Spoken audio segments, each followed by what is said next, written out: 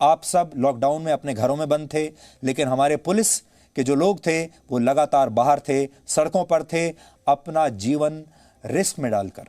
एक रिसर्च के मुताबिक देश भर में 1,35,000 से अधिक पुलिसकर्मी कोरोना वायरस से संक्रमित हुए हैं और 800 से ज्यादा ने इस दौरान अपनी जान गंवा दी है। 800 लोग अपनी जान गंवा चुके हैं पुलिस के।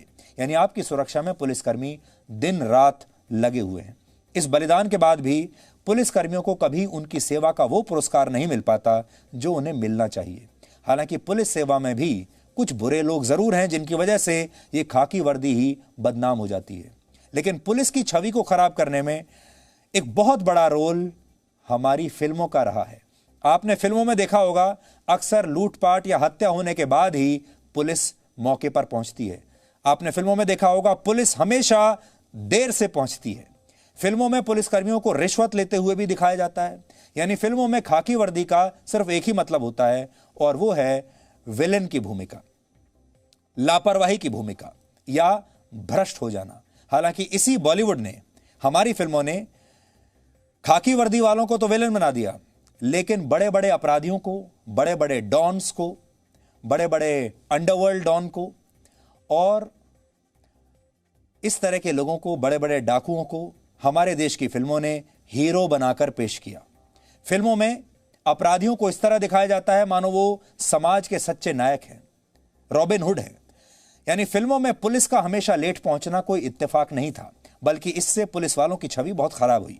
हालांकि आज जब बॉलीवुड पर खुद संकट आया, जब उनकी अपनी छवि खराब होने लगी, तो ऐसी ही फिल्में बनाने वाले ये सारे प्रोड्यूसर, डायरेक्टर, एक्टर एक साथ एक हो गए। पहली बार 70 साल में बॉलीवुड एक हुआ है, इकट्ठा हुआ है अपने आप को बचाने के लिए।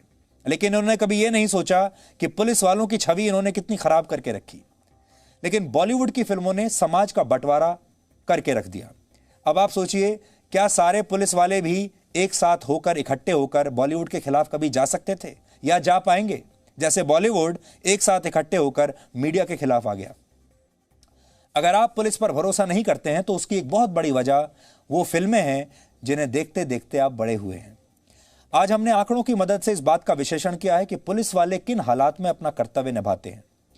दूर से हो सकता है आपके मन में जो भी इंप्रेशन आता हो, धारणा बनती हो पुलिस वालों को लेकर, लेकिन अब आंकड़े देखिए। हमारे देश में हर 10 में से 7 पुलिसकर्मियों को, यानी 70% पुलिसकर्मियों को किसी ना किसी प्रकार की मानसिक या शारीरिक स्वास्थ्य की समस्या है। 70% पुलिसकर्मी या तो मानसिक रूप से बीमार हैं या शारीरिक रूप से बीमार हैं। यह बहुत बड़ी संख्या है, 70%।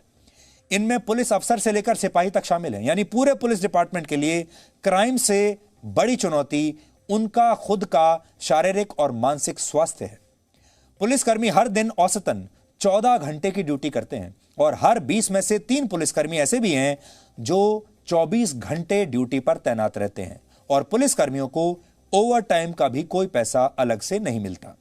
क्या आप चाहेंगे ऐसी ड्यूटी करना जो 14 घंटे कम से कम आपको काम करवाए, या ऐसी ड्यूटी करना जिसमें 24 घंटे आपको काम करना पड़े?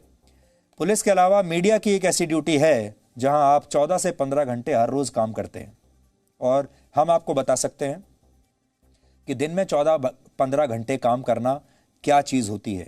7 दिन काम करना बिना रुके क्या होता है, आपके शरीर पर उसका कितना असर पड़ता है, आपके मानसिक स्वास्थ्य पर उसका कितना असर पड़ता है। अगर आप हर रोज 14 घंटे 15 घंटे काम कर रहे हैं, लगातार 7 दिन काम कर रहे हैं और आपको कोई ब्रेक नहीं मिल रहा है, आप 1 महीना करके देखिए, आपको समझ में आ जाएगा। 50% पुलिसकर्मियों को हफ्ते में 1 दिन भी छुट्टी नहीं मिलती। आपने देखा होगा पुलिस की गाड़ियों पर एक स्लोगन अक्सर लिखा होता है, आपकी सेवा में सदैव तत्पर।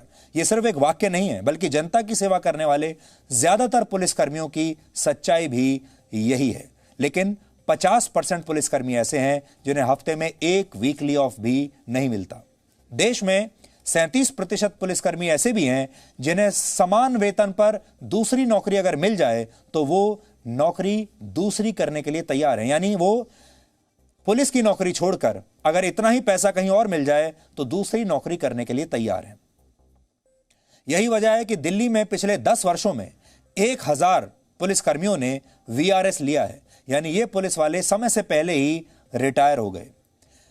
ऐसा इसलिए हो रहा है क्योंकि समाज को अपराधियों से बचाने वाले पुलिसकर्मी बीमारियों से खुद अपनी ही रक्षा नहीं कर पा रहे हैं। एक और रिपोर्ट के मुताबिक मानसिक तनाव, हाई ब्लड प्रेशर, नींद न आना, थकान, सांस संबंधी बीमारियां और शरीर में दर्द जैसी समस्याएं पुलिसकर्मियों में आम बात हैं। ये हर रोज इन समस्याओं के साथ ही अपना जीवन बिता रहे हैं।